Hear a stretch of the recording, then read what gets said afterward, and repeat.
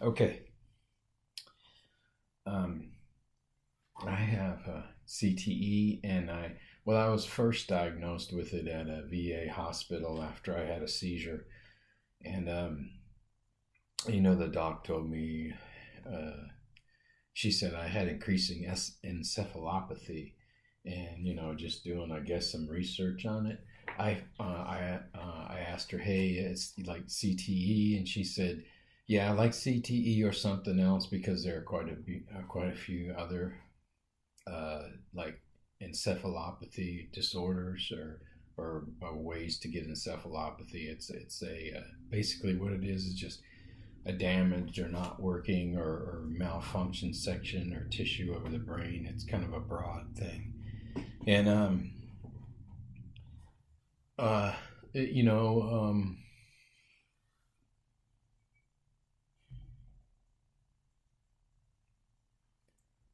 yeah, it took a while, because I had to recall all the concussions I had in my life.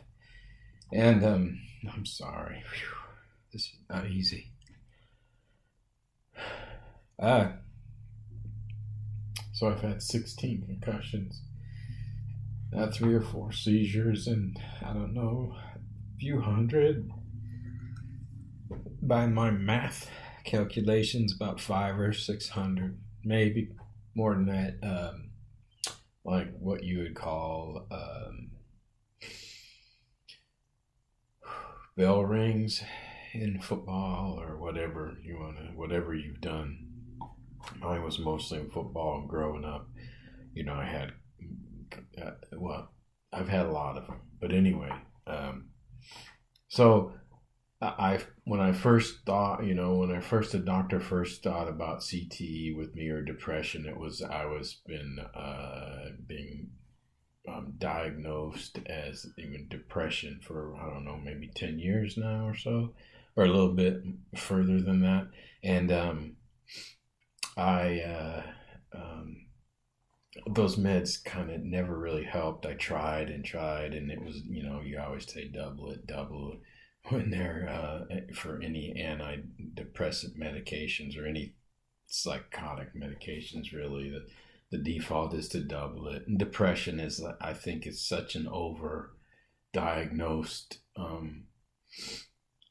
ailment. There's a lot of medications for it. It's kind of an easy thing for docs can default to, and it takes a while before you see a neurologist and you kind of put things together and realize what you have is encephalopathy. So the indications show up as depression a lot, and initially, and you have medications don't work the same with someone with encephalopathy, because if you look at just pictures of brain cells, you see the mass is reduced. You don't have the same type of functioning brain cells that someone that, depression can be from losing a loved one. It can be from a chemical problem with your brain, and also can be from having damage or encephalopathy of your brain. So the things that work for people that have depression as a result from losing a loved one or other issues that they've had maybe in their past, or things like that, they don't work on a brain that doesn't have physical characteristics as that a brain that you would otherwise be normal, but someone suffering from depression. So you get misdiagnosed a lot, and some of those medications for me were they're really bad for someone that has encephalopathy. I had mixed medications with prescribed and non-prescribed medications that I was thought that it was going to work for a condition that I got. I was very nervous. I thought the dang CIA was coming after me, and that led to it taking medication, and it had a reaction with other medication that I had, and I had a suicidal event for about, I don't know, maybe 8 to 12 or 14 hours, where all I thought was killing myself. I tried 4 different times, and the last 2 times I was in a hospital, and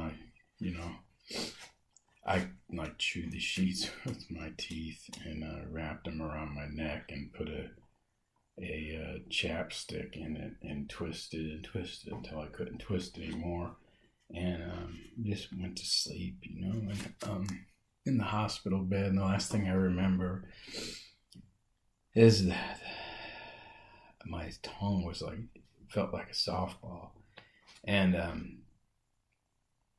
I don't remember much after that. I threw up, and that's how the staff came over and saw that I had wrapped this around my neck, and they saved my life.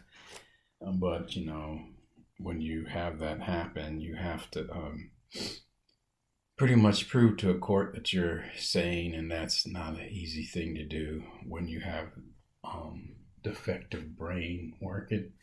So I went to a state hospital, committed. And I was talked to a lot of good doctors that were both psychiatric doctors and medical doctors, and I got put on a good low dose mix of medications that are not nearly as strong as most of the things that people take, but I take a lot of them, and I have to always watch for medicine interaction. And it's hard to get a good doc. And once you find a good neurologist, you want to keep that neurologist. And I went to see a new neurologist because I changed locations because, of course, Montana really didn't want me back anymore. So I went to the VA here in Fayetteville, and the doc that I had, I told them about everything. They have my history. It's kind of a running thing when you're with the VA that they keep a history of it, and I've been seen by good neurologists, and this wasn't one of them. He gave me this stuff here. It's called gabapentin. I don't know what the exact name for it is, but that's not the trade name. That's the official name. And 3 hours later, I was in a ER. And I thought I was going to die. I was having, I thought it was a seizure. It was a reaction to the medication while my muscles went stiff and everything. And I couldn't breathe. I didn't have control over my voice. I didn't have control over any of my limbs or anything.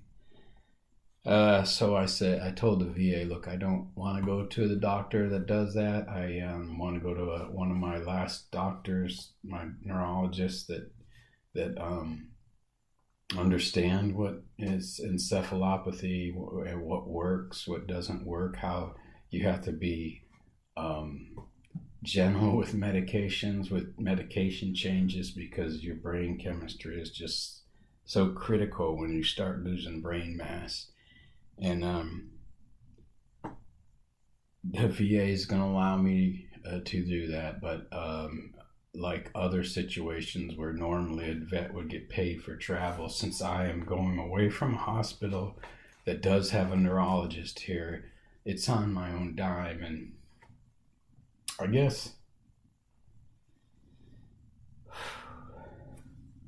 another thing that happens with this is you make a lot of poor choices with your brain, and it doesn't function properly. You can't make rational decisions, and I mean rational decisions like what kind of rice to buy and what kind of milk to buy and silly things like that. You should take it for granted. I'm sorry. Hopefully I'll have something up over my silly face so you guys don't have to see me do this, but I have a lot of medical costs, because regardless of what people think about veterans and retired military, it ain't free for medical when you bounce around the country and you really don't have a home. So I'm plus about $20,000 owing in medical bills, and I have legal bills. And I need to see a good doc, so I'm asking for help.